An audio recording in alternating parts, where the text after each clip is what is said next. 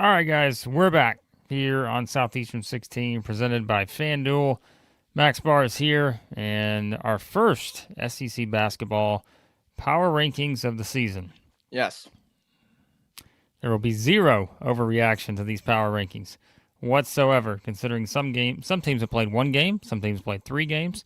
And as always, remember, these are power rankings, very subjective, and the amount of time we've put into them after 7 days of college basketball is not as much as you may think. So maximum, Blake. These power rankings, take them with every grain of salt. Don't take them with just a grain of salt. Every grain of salt you can find. These are the real deal, folks. Yeah. It took me about 3 minutes to send mine to Max. So we'll see what they look like here after 1 week of play. But, of course, a big week ahead. Got some big games on the schedule. Kentucky at Louisville tomorrow night. You got Alabama, Purdue coming up on Thursday. More games as well. Well, we may hit on some of those here in just a bit. Mississippi State and Iowa State tonight.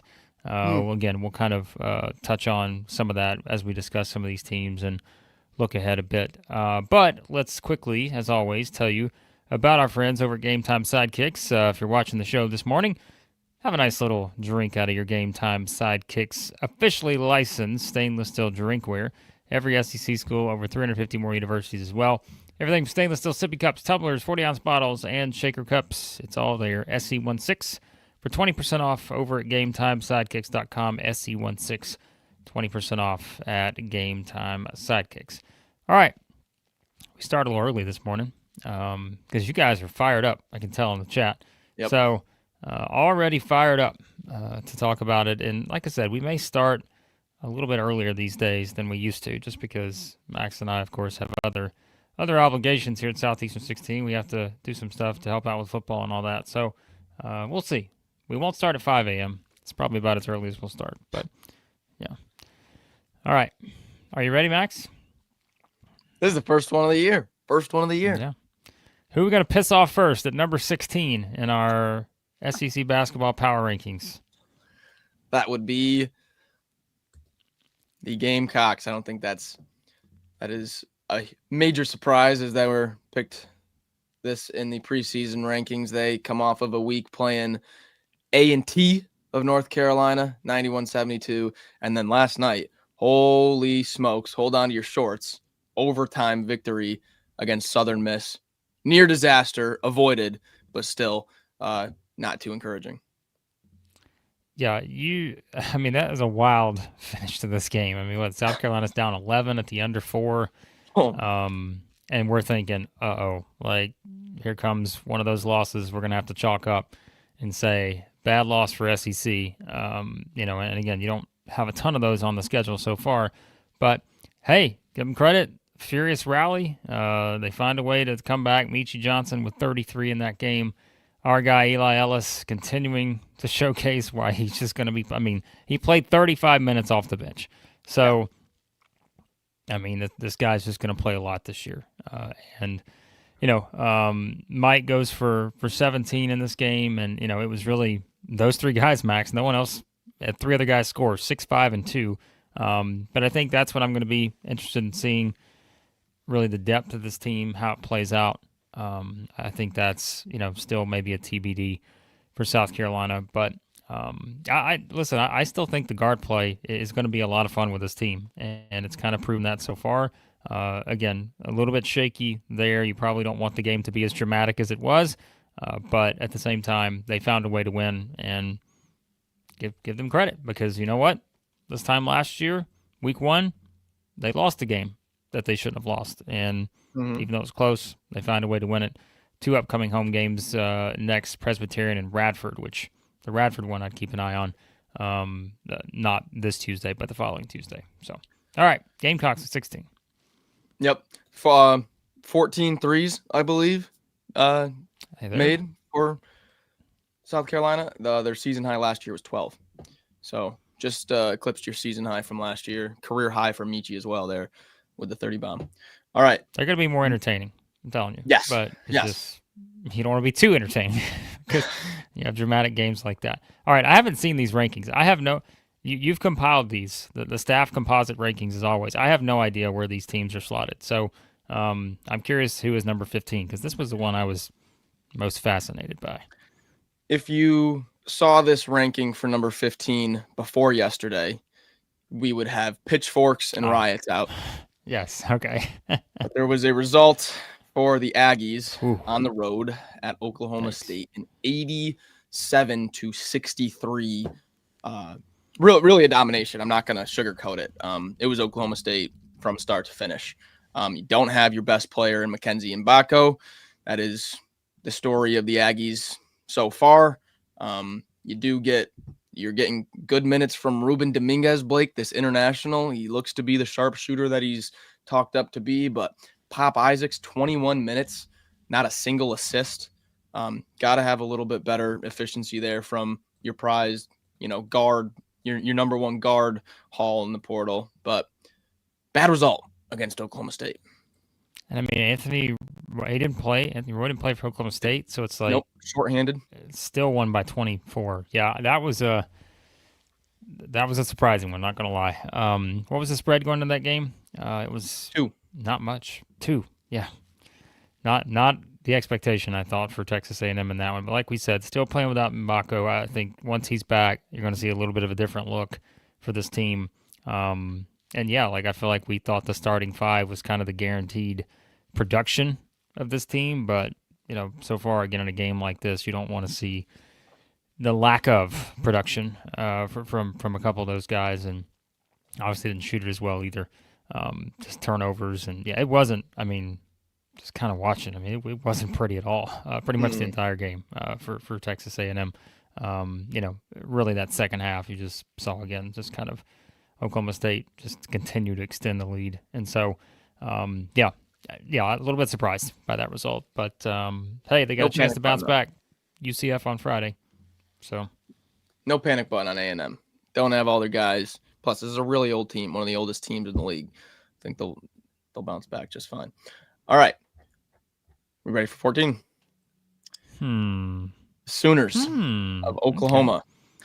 Okay. Now, I'll admit, I told Blake this morning, I said, because you guys always wonder, how do you weight these power rankings? And in the past, for me personally, it's been, I don't know, a little bit of everything. A little bit of Ken Pom, a little bit of Torvik, a little bit of Mia, a little bit of eye test, momentum, kind of a little bit of everything. This year, I'm saying screw the analytics. Screw them. Okay? I'm going eye test. Sorry, Mr. Pomeroy. I'm going eye test for these power rankings. And I'm not going to lie, if you guys watched that Oklahoma Zags game, the eye test was not there. It was not. I was banking on Kai Rogers coming back from injury, being a nice force in the front court, only 6 minutes. Looks like he's going to take some time to get back up to speed. Jeff Nwankwo is supposed to be a sharpshooter. He's kind of having a Travis Perry start to the season. But even though, Blake, as poorly as they looked, as poorly as they played, as poorly as they shot, was like a possession or two away from covering at Gonzaga. Not ideal, but it didn't look good. If you watched that game, it did not pass the eye test. No, it didn't for me either. And look, I was lower on Oklahoma coming into the season than you were, and I'm not going to judge them by losing. We've seen plenty of teams go in the first couple of weeks of the season and lose a game like this to the Zags away from home. But yeah, I feel like Oklahoma is one of those teams that they don't play the toughest non-conference schedule. That's the toughest game they'll play as it stands right now on their non-con schedule. So it's like, I think we learn way more about them when they start to play all these teams that are like right there hovering around that same mark when you look at the analytics, which I know, again, this is more eye test, but they're going to play number 42 Nebraska, 63 Marquette, 66 Wake Forest, 76 Arizona State, 50 Oklahoma State, who we saw just, to take it to Texas A&M. So I think those are the games we're really going to find out about Oklahoma. I think, again, the expectation was that it was going to be really hard to win this one, and the fact that they didn't play well is not surprising because a lot of teams wouldn't play well given that setup against the Zags. So I'll still be in wait-and-see mode just like I kind of have been all offseason with Oklahoma. I'm not going to overreact too much to a 15-point loss at the Zags. I'll tell you what, though, the Zags, wow, they look pretty good. They're deeper than before. Keep an eye on them. Shout out to Jace. new member here at the channel. You guys can be members as well. Remember, that helps support the channel, allows us to do more of these streams and videos for you. So, yes, it just means more to Jace. $3.99 a month, and a lot more bonus content coming your way this season, more than we had last season. So, yeah, appreciate it, Jace. All right. Moving up to 13, we LSU? have the Tigers of I was waiting on LSU. them. Yep, LSU. They only play the Wednesday game, Tarleton.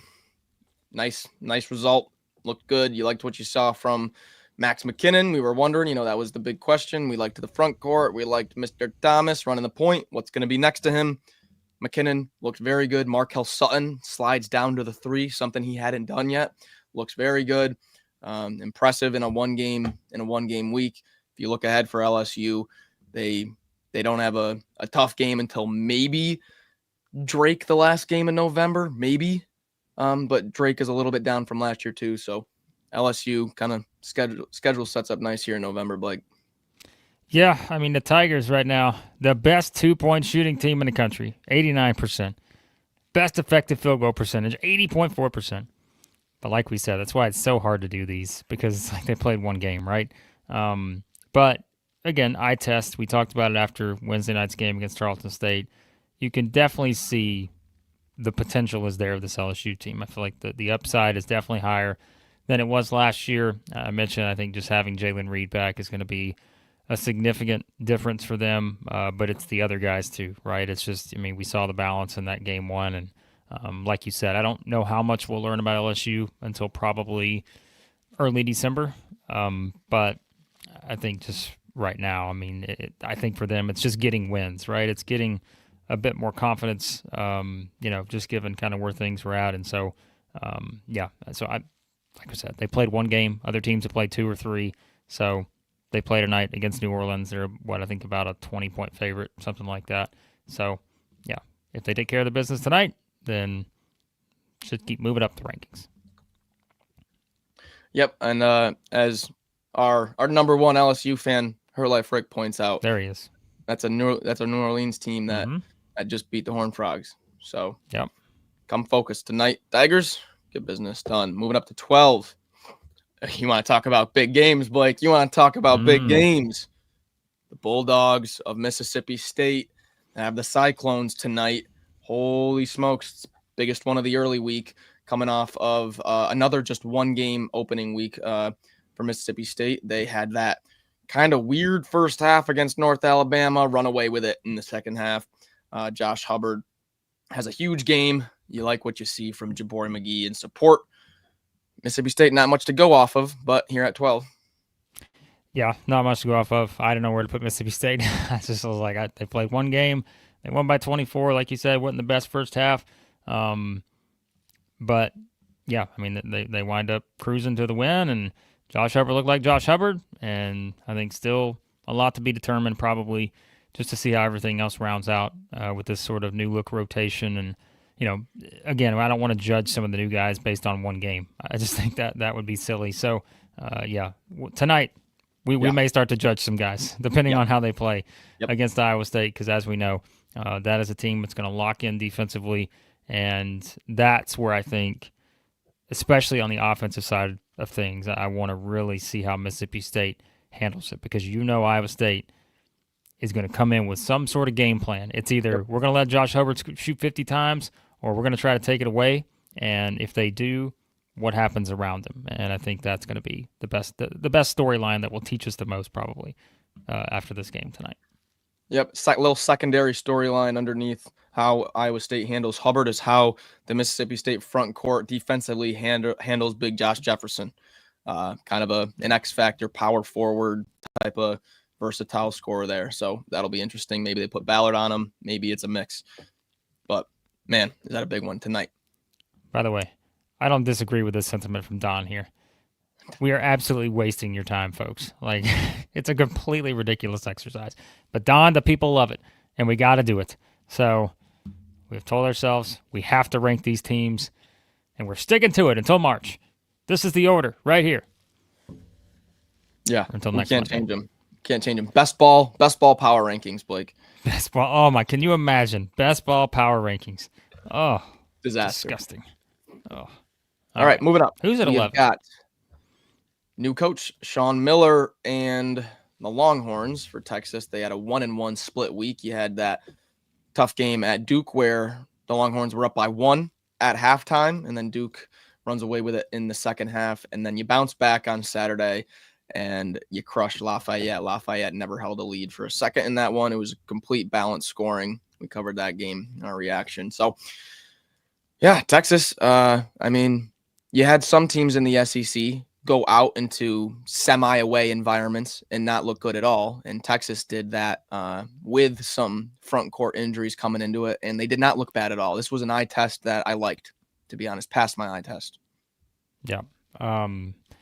I think, yeah, with Texas, again, it was good to get a gauge on kind of where they were at the start. Not a lot of teams were playing Duke to start the season. And so I think to see, and we said, I still feel like with Texas, it was all about the rotation with the front court and just figuring out exactly what that was going to look like. And, yeah, to bounce back and take care of their business against Lafayette and just see, again, I think the obvious upside with a lot of these guys. And, yeah, I mean, I think Titus certainly, is going to play a huge factor. We mentioned, I think we'll see how the rest of, kind of those 6'8" and taller type guys, what kind of role they play. And I think they do have some fun combinations they can play in terms of different, being able to work in some different guys and do kind of maybe a little, have a 7-footer out there, but could also do a little small ball if they had to, just based on, sort of the way the roster's built. So, yep, still a lot to be determined with Texas as all these other teams, and I don't think we're going to learn a thing about the Longhorns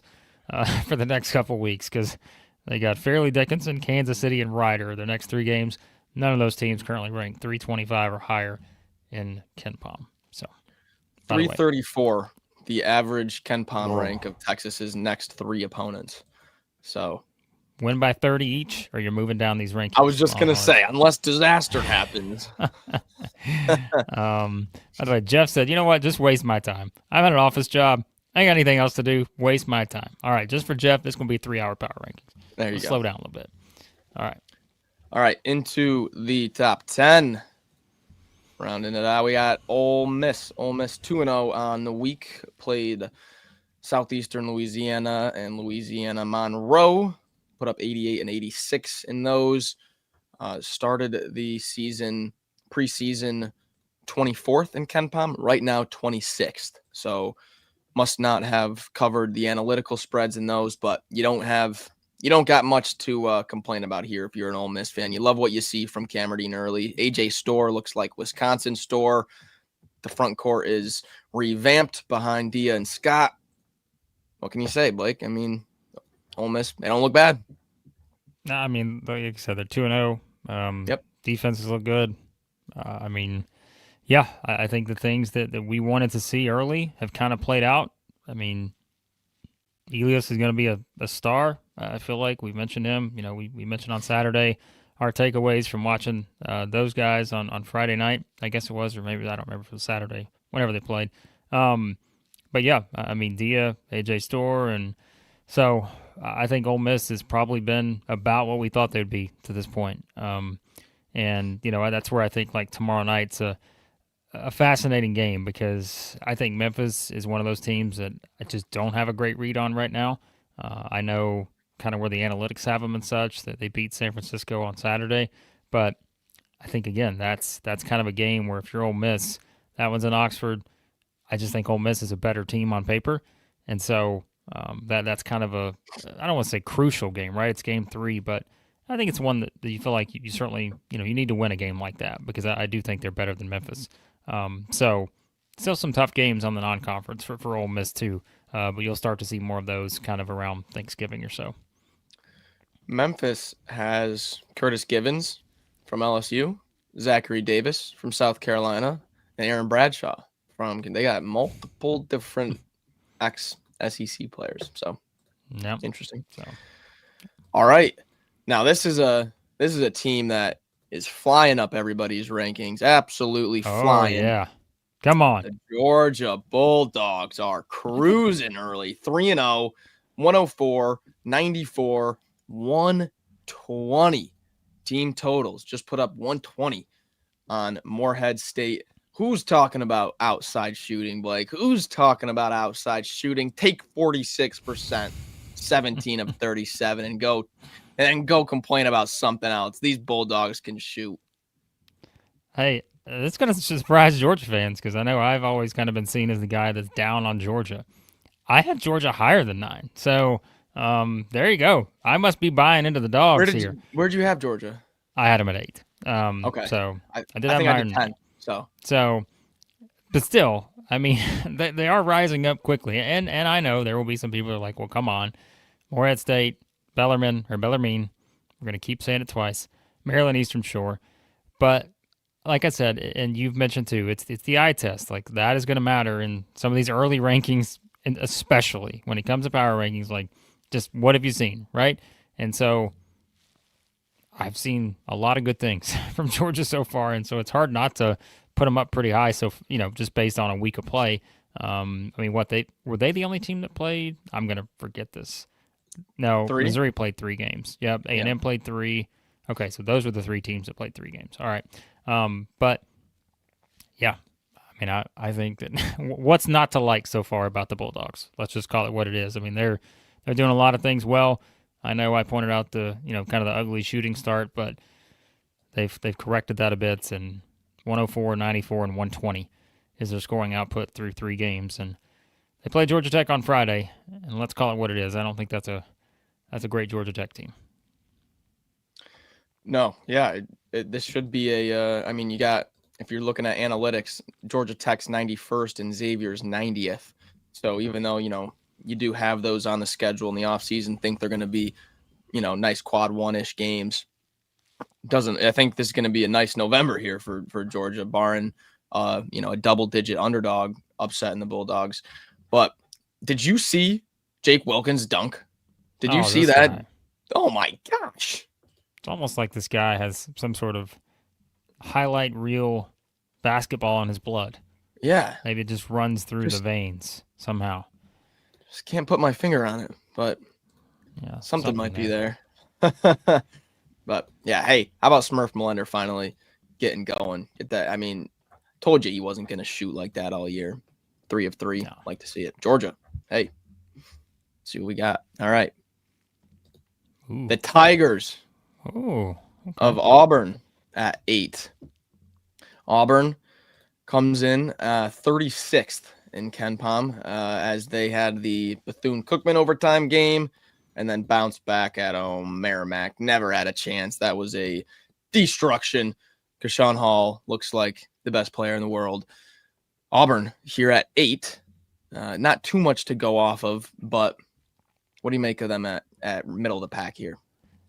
I think they're probably one of the hardest teams to place because a lot of it's going to depend on how much do you want to overreact to game 1. And, like, if you're going to overreact to game 1, you have to do it within the context of knowing how game 2 played out, right? And it's okay.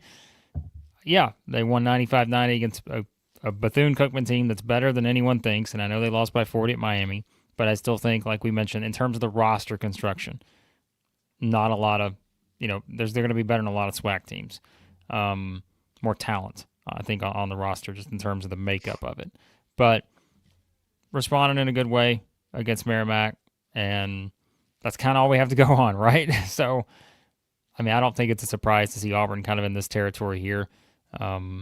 I just think, again, that they're the perfect example of how you can overreact to a first week of the season and then a month from now be like, that didn't mean anything, right? Yeah. So, because, again, we're going to find out because of their schedule. So, Wofford on Tuesday, Houston on Sunday, and we're off and running with a brutal non-conference schedule for Auburn. So, this ranking, I mean, just as all 16 mean absolutely nothing in the grand scheme of things, but I think especially for Auburn because their ranking is going to shift dramatically over the next month, probably more so than anyone's, depending on the results. Yep, and I got to say, Keyshawn Hall, currently number 8 on the KenPom Player of the Year watch. We're going to be monitoring that. And just, but he's not one of the top 15 players in the SEC. Nope. Gosh. All right. Now, this was a All team right. that I did not know what to do with.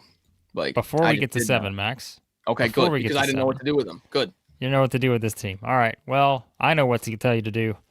If you want to sit back, think about it, you want to ponder life a little bit and this team at number 7, you can do it while considering that maybe you should go buy some fine jewelry at the Yearly Company. That'll help you make a good decision. Because the Nashville-based fine jewelry brand, built on tradition, designed for meeting, each piece handcrafted from solid 14-karat gold, natural gemstones, made to measure for a perfect fit, backed by a lifetime guarantee. Every Yearly Company bangle is custom sized. You got to get the sizing kit because that's the most important thing. What is the size? Most important step before you order. 100% off at checkout. You get it for free. It's complimentary from our friends at the Yearly Company. SE16 Kit. SE16 Kit. 100% off at checkout.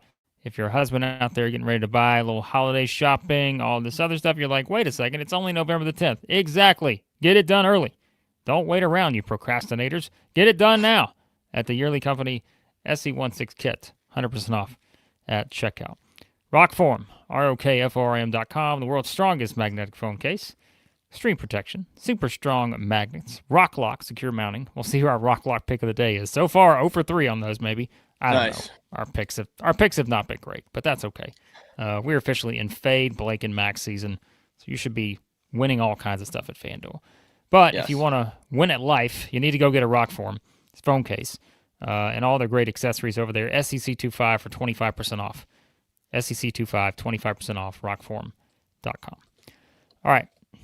You do not know what to do with the team at number 7, Max. Yeah. I'm going to assume, and let me just make a guess here. Let me look at my list to see who we're missing. I'm going to assume that team was Missouri because the Tigers have had a bit of an interesting start. Again, 3 games. They won by 21 on the road at Howard. They had the close call against SEMO. But then they came back and beat VMI by 38 on Sunday. So what is it that you're still looking for that our friends of the Yearly Company cannot give you that you're looking for with Missouri? Well, we have to start with, they don't have Trent Pierce, who's supposed to be a big piece of this front court. So they're not like half the league, not at 100%. But I just wanted a little bit more consistency out of the first week, a little bit too up and down, a little bit too reliant on Mr. Mark Mitchell, who my fantasy team is not going to complain about. Keep it up, Mr. Mitchell. I'll take it. But just wanted some more support around him. We were talking about Jacob Cruz all off season. It was really just that second game, the SEMO game just threw me off a little bit. Yeah. Like we said, I think we're going to probably look back on this and realize SEMO is not a bad team. Mm-hmm. And so to me, that's the one thing I would mention. But again, we can't predict that with any certainty. We're 1 week into the season.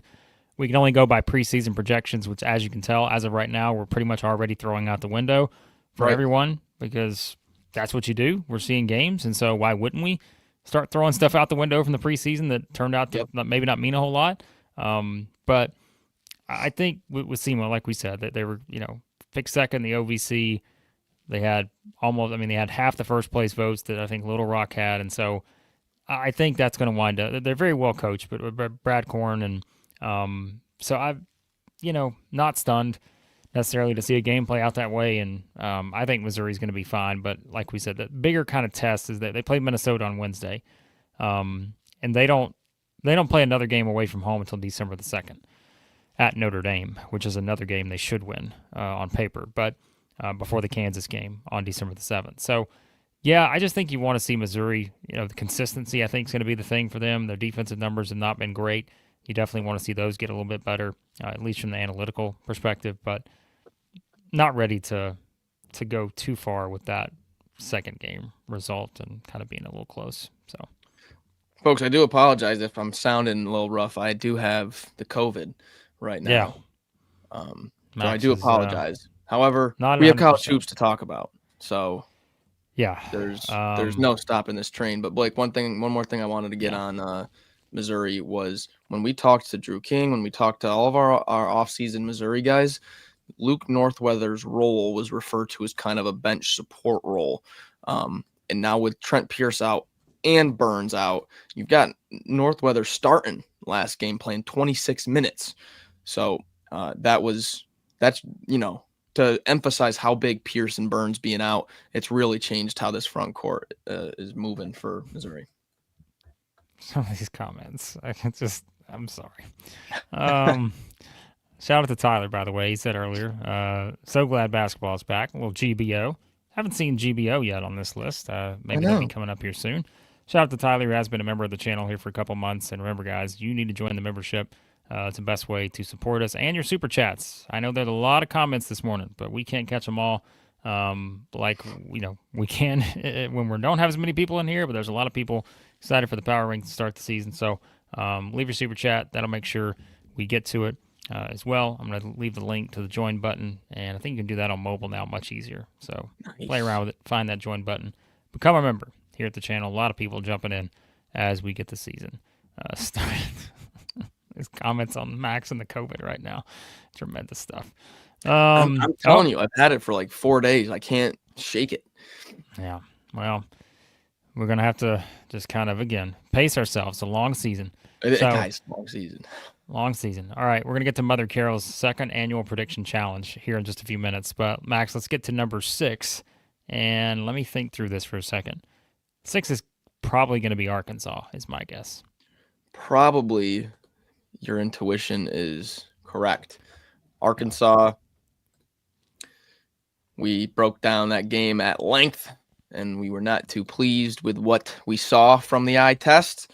It's a frustrating result. I felt like Arkansas should have won that game, given Michigan State, you hold a bad shooting team 1 of 14 from 3, and you got every opportunity to get a huge road win. That is a really tough environment to play early in the season. So it was a frustrating weekend for Arkansas.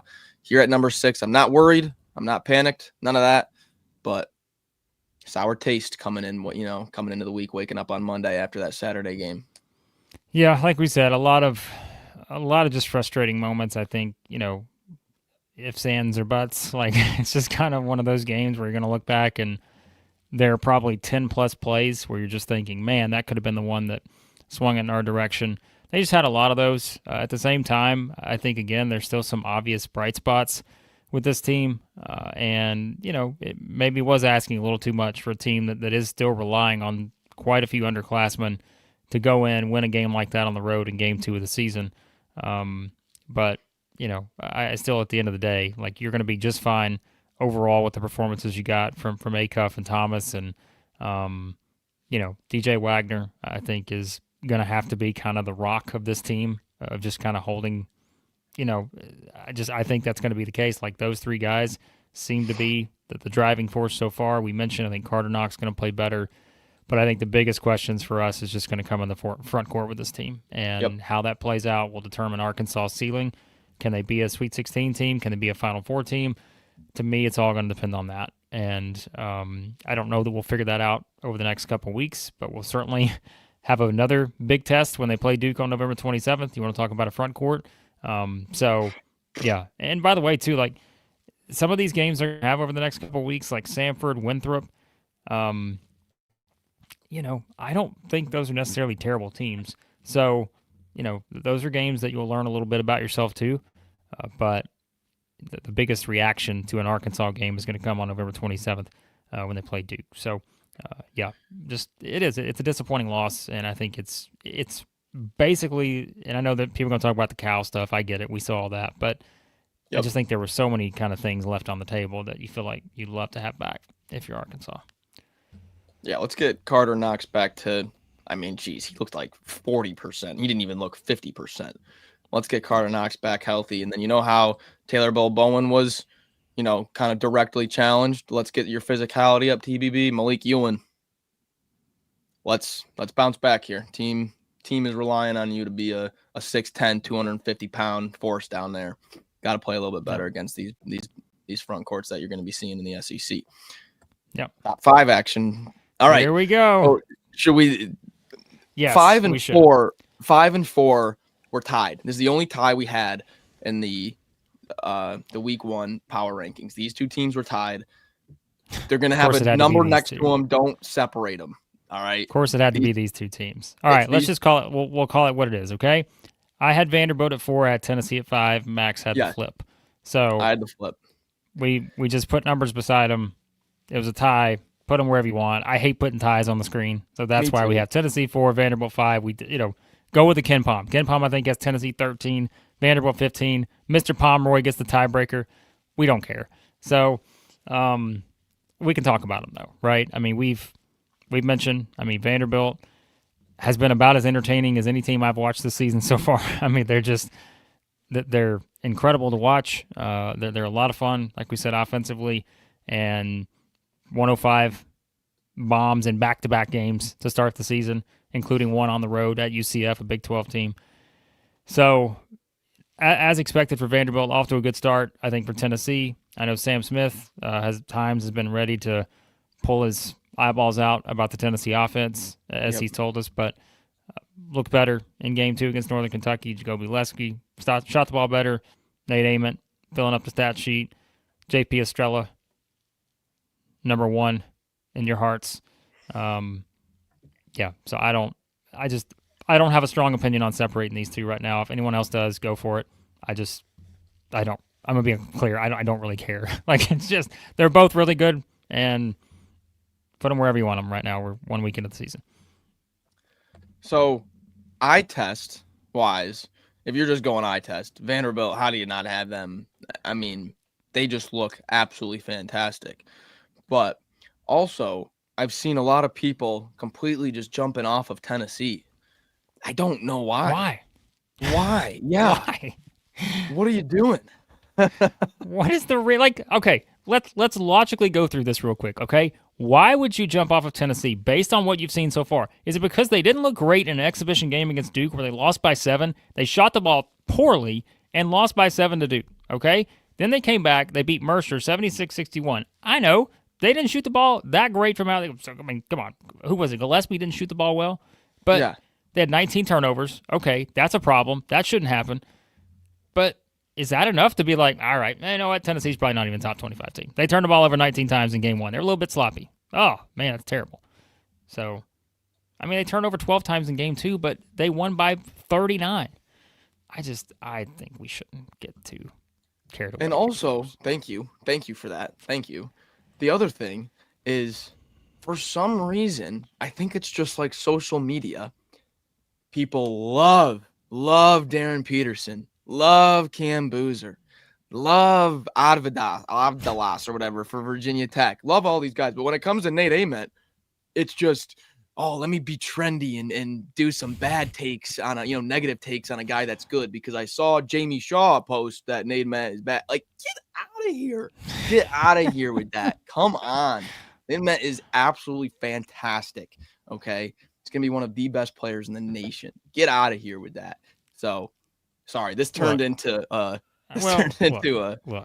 okay, and I know, like, Sam, I get it. And I think you're still going to be in a situation this year where there are going to be some very frustrating offensive performances. No question about it. Yeah. But I think the bigger point is, where should we rank them after 2 games when they've won 76-61 and 95-56 and have the makeup of a top 15 roster?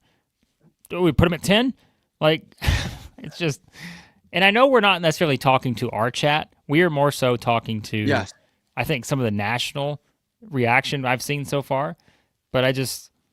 Come on. Like, we should not have a strong opinion on Tennessee just yet after 2 games, just like we shouldn't have a strong opinion on most teams. So, except for Arizona. Sorry, Big Gator EJ. I got a strong opinion on the Wildcats, but there you go.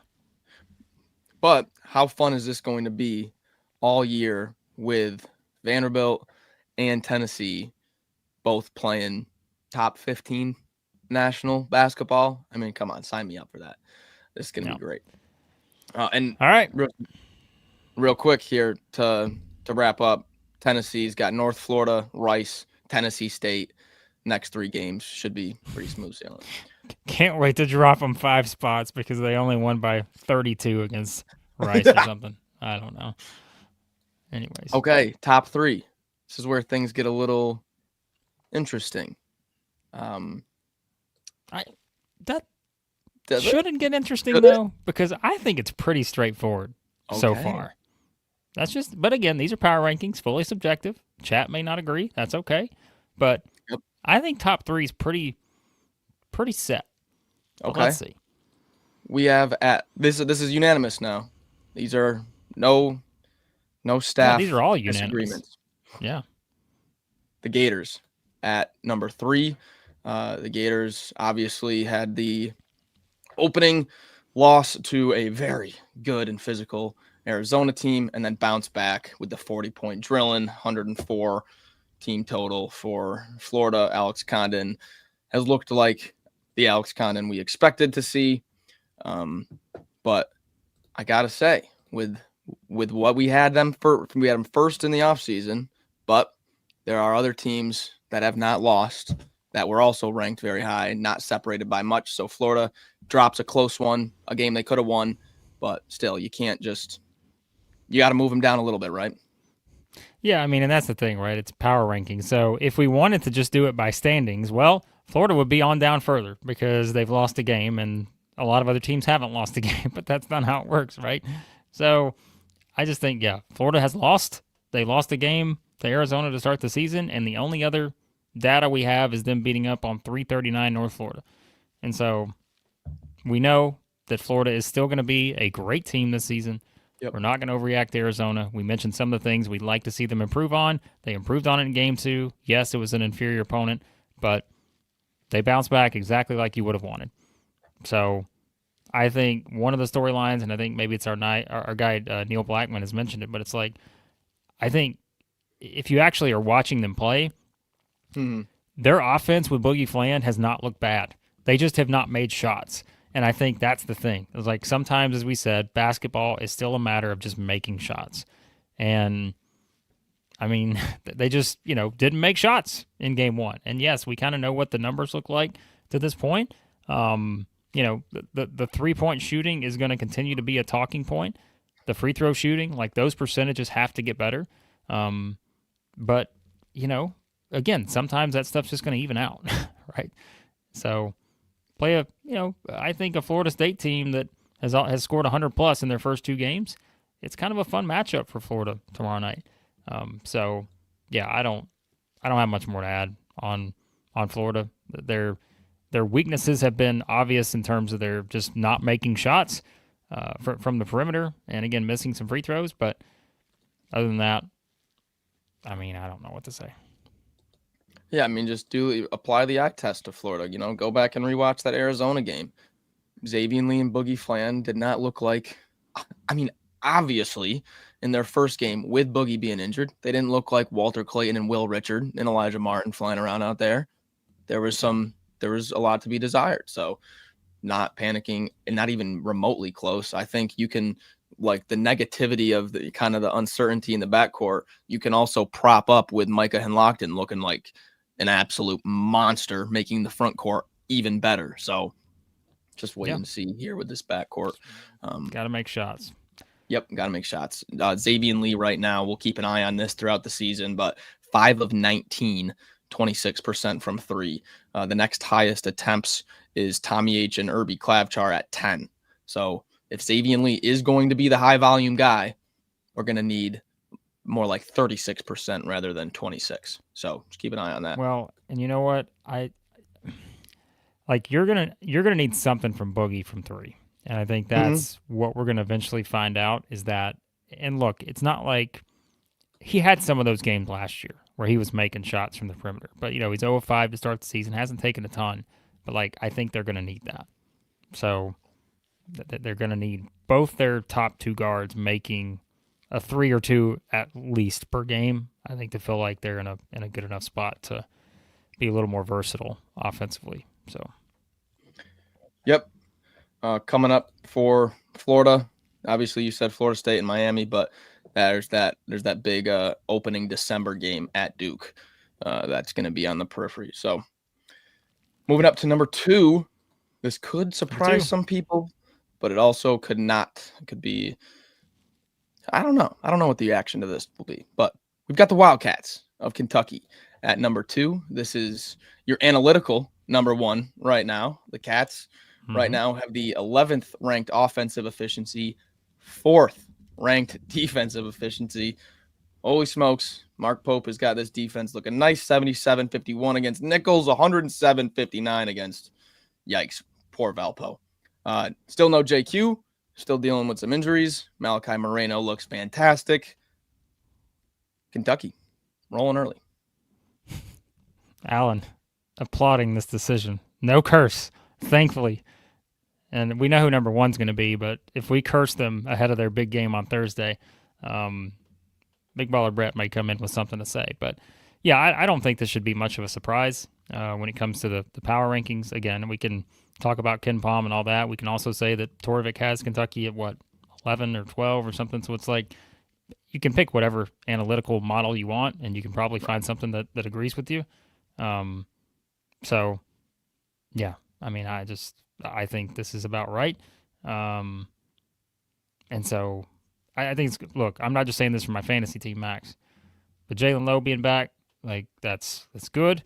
I like that because we were scared, man, after that initial injury, right? It's like when you saw it happen, you're thinking, oh no, are we going to get back to this where it's Kentucky injuries and all that again?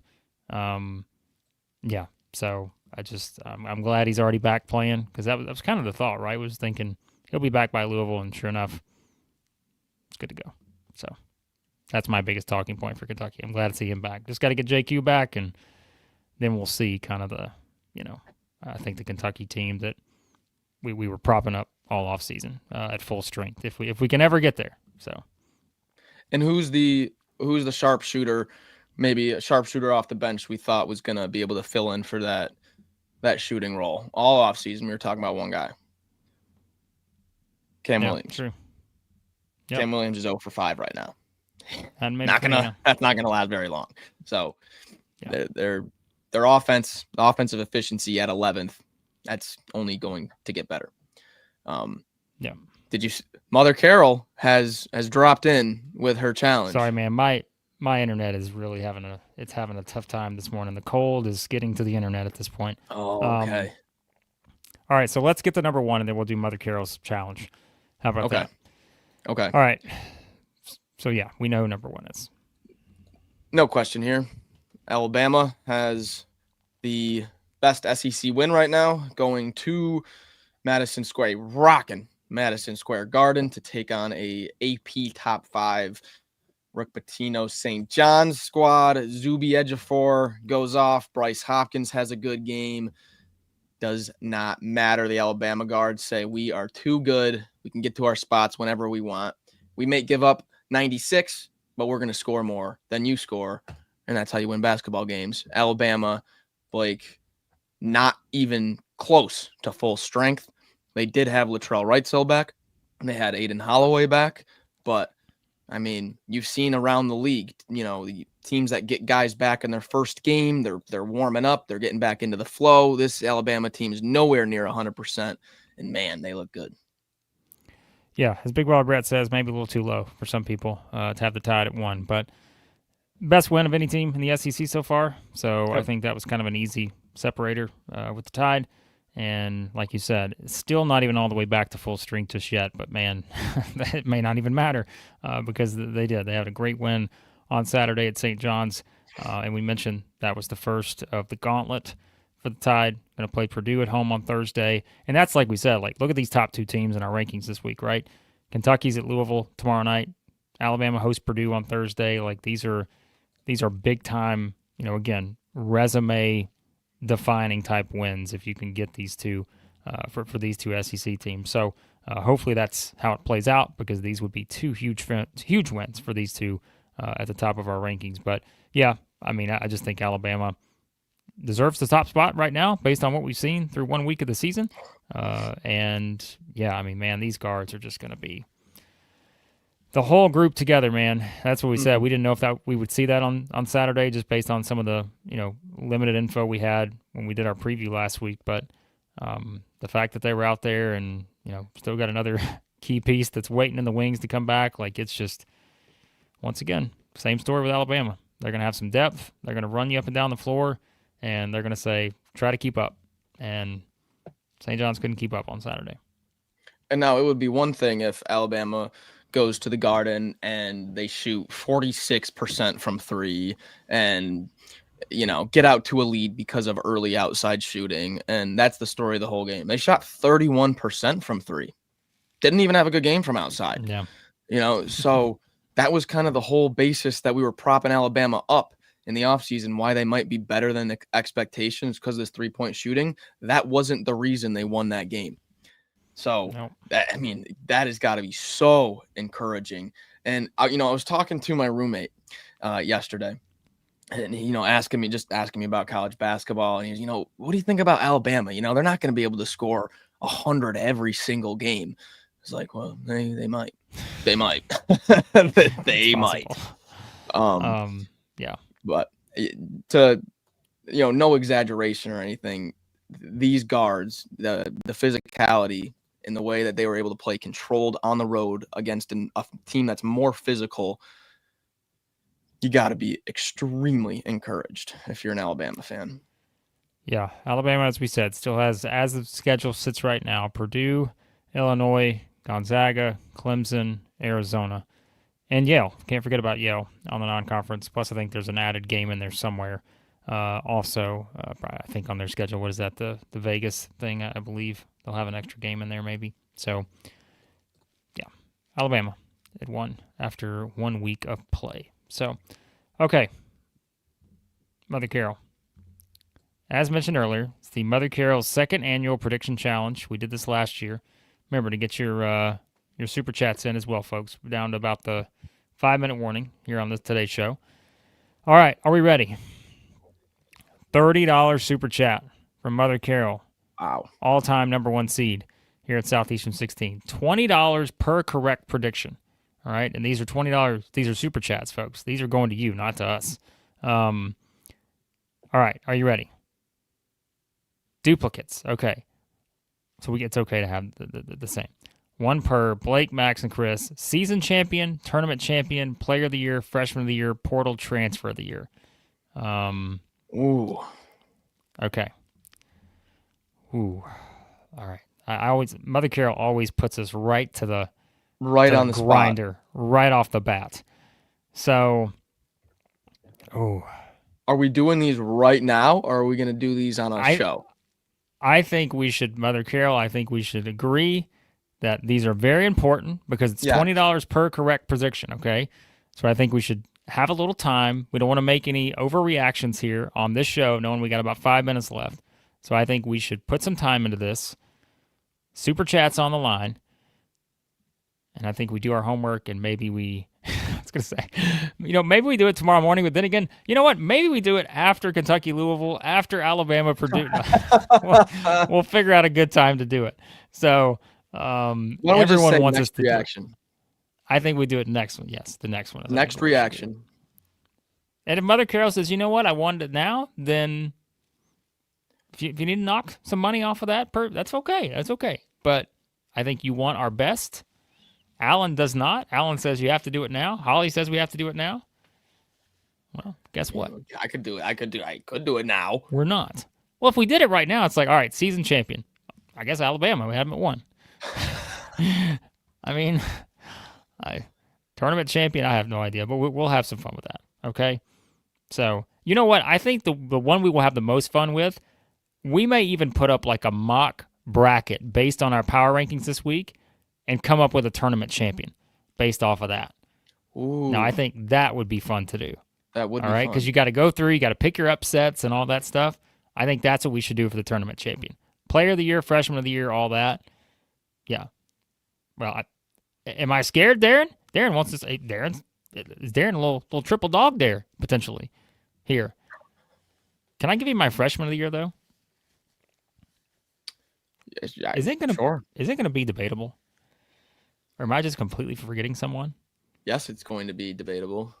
Who's it going to be between? I don't know. I was just, whatever your point was, I was just trying to counter it.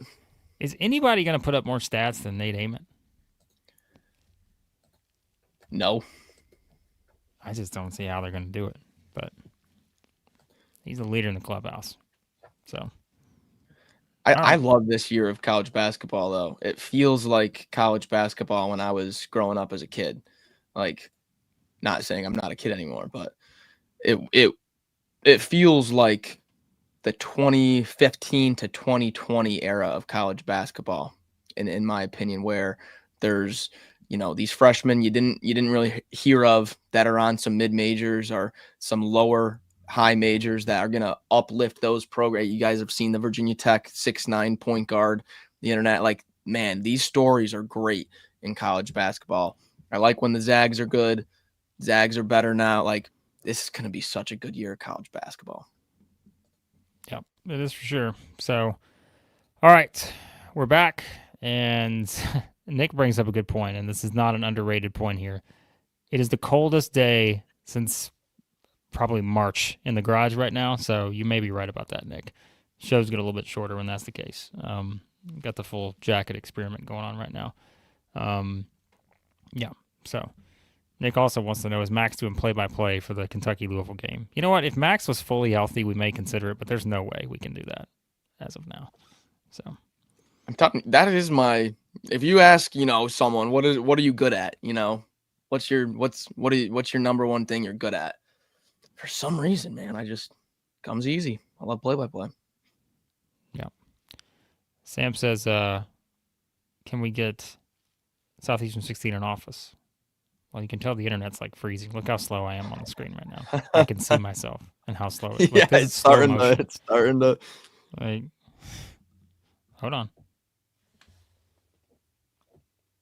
Oh, you're really losing it now. Not good. Are you speaking anymore? I can't even tell. Oh my God. What? What just happened? Jeez. Okay. This proves my entire point right here. We gotta stop this show right now. Max, hit any super chats on the way out. Anything we missed, but the cold has gotten to the garage here. Blake, I don't know if you can tell, but I look like I probably look like all red and orange because I've got the night light on my computer like at 50% because of this cold. Yeah. All right. Mother Carol, $2 super chat on the way out. We got to stop the show. It's become a train wreck here.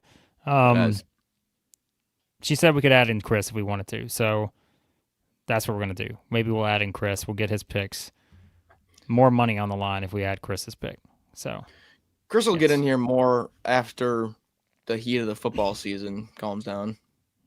Yeah. All right. One more thing on the way out. Couple quick FanDuel odds, and we got to get out from under an hour. Kentucky now the second best odds to win the national championship, tied with Duke. What do you know? Plus 1,100 for the Cats. Alabama's still at plus 2,000. Get your money on that right now, folks. I think it's only going to go higher. And if you want your current line for Kentucky-Louisville, Louisville minus 3.5 is the number. And conference winners, if you want the updated one on that, Florida plus 240, Kentucky plus 320, Alabama plus 600. I'd also grab that right now because I think that's only going to go higher potentially.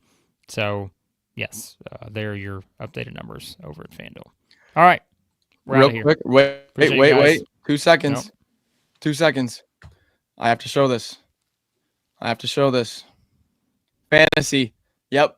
Week 1 fantasy update, folks. Come on. Look at that. Sorry. All right. Now all I got to say is Jalen Lowe's back. My fantasy team is about to skyrocket to the top. So we'll be fine. All right. You guys are the best. Thanks as always for watching. More stuff on the way. Notifications, subscribe. Kentucky Louisville prediction, other thoughts. It's all coming. Talk to you guys later. Thanks for watching Southeastern 16, presented by FanDuel.